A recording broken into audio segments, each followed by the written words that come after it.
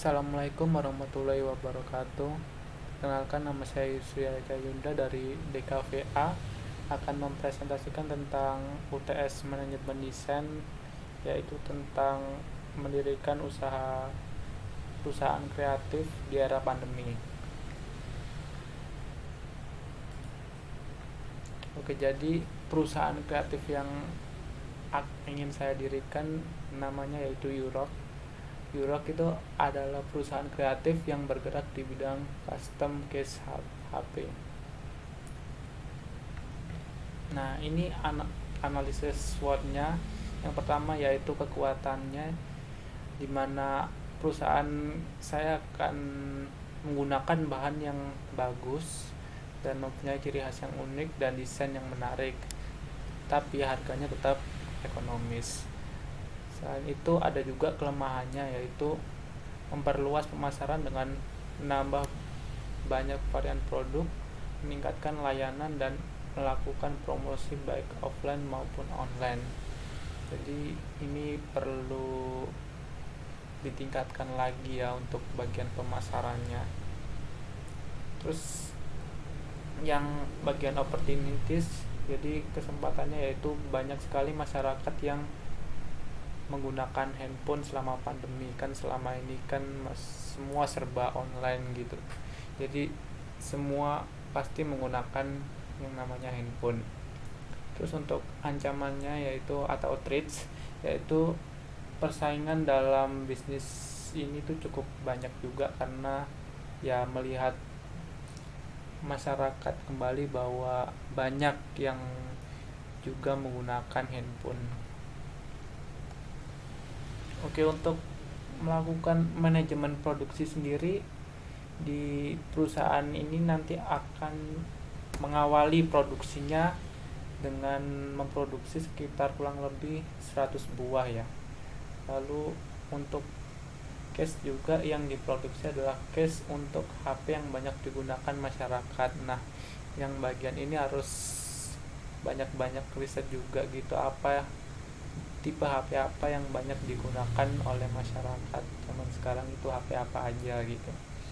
Terus untuk perkiraan waktu juga, untuk membuat satu case itu sekitar kurang lebih 45 menit ya. Ini saya cari di internet sekitar segitu.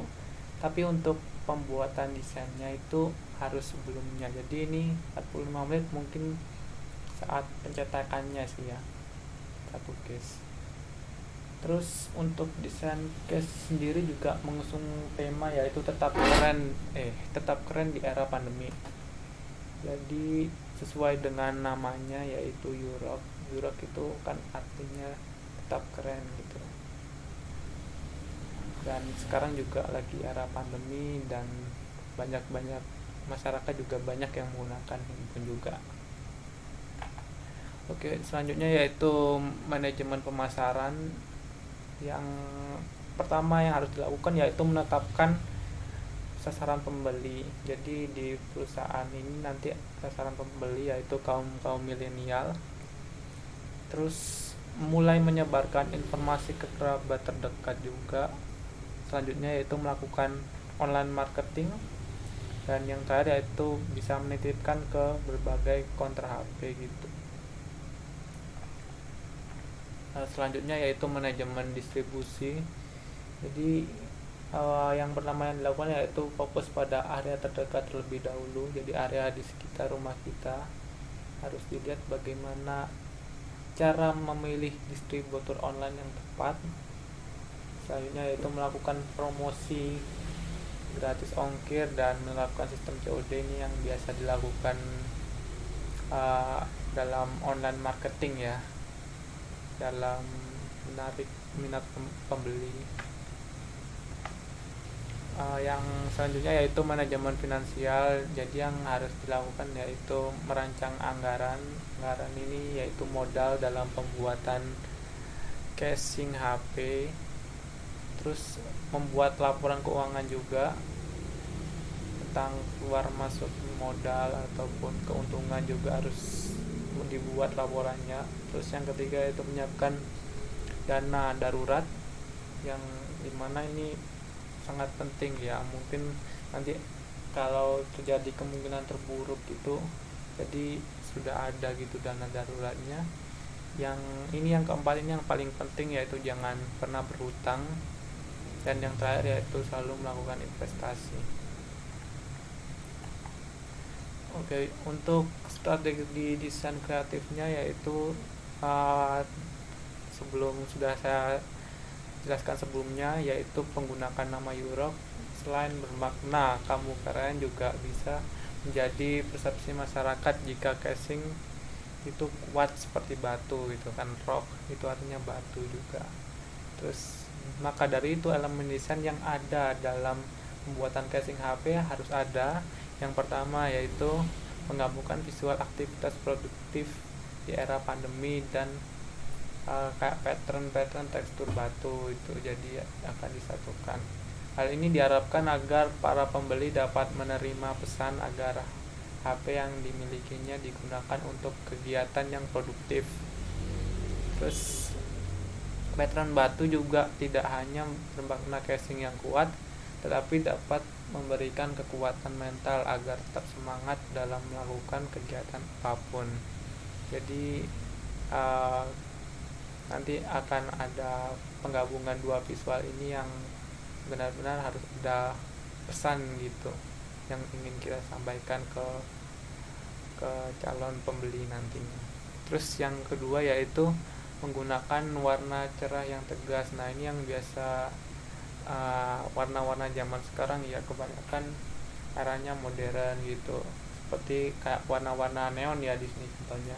Jadi warna-warna cerah seperti ini sering dianggap sebagai warna futuristik yang sering dikaitkan dengan game zaman sekarang seperti Cyberpunk ini kan, yang game-game terkenal gitu kan yang zaman sekarang, yaitu genre fiksi ilmiah yang biasanya menggambarkan kota-kota gelap futuristik dengan banyak neon di sana sini. Terus yang ketiga yaitu tipografi yang berhubungan dengan tema dan perasaan pembaca. Dalam beberapa tahun terakhir, tipografi telah menjadi semakin besar, lebih berani dan lebih berekspresi dengan cara yang belum pernah kita lihat sebelumnya. Nah, hal tersebut membuktikan bahwa komposisi yang ada pada teks tidak membatasi desainer untuk terus bereksperimen dalam mencari bentuk tipografi yang unik sesuai dengan personalisasi produk atau brand. Jadi nanti kira-kira tipografi bakal nyambung ya dengan visualnya nanti.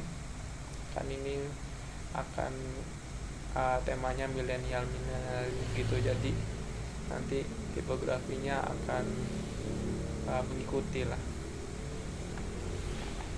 Oke, untuk yang terakhir yaitu untuk rencana jangka panjang.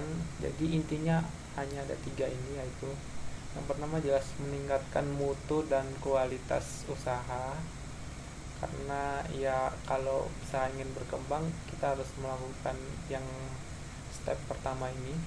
Terus selanjutnya yaitu membangun jaringan dengan pabrik bahan baku dan toko distributor. Nah ini penting agar nanti ketika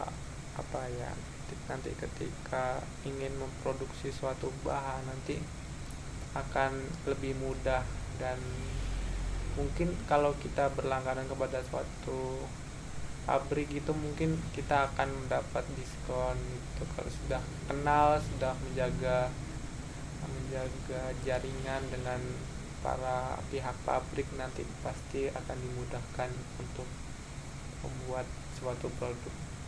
Terus yang terakhir yaitu perusahaan akan menambah varian produk, yaitu case khusus laptop. Nah ini penting, jadi kita nggak cuma nanti case HP aja ya, jadi nanti pasti bakalan ada case khusus laptopnya juga. Oke, mungkin sekian presentasi dari saya. Jika ada kurang lebihnya saya mohon maaf. Wassalamualaikum warahmatullahi wabarakatuh.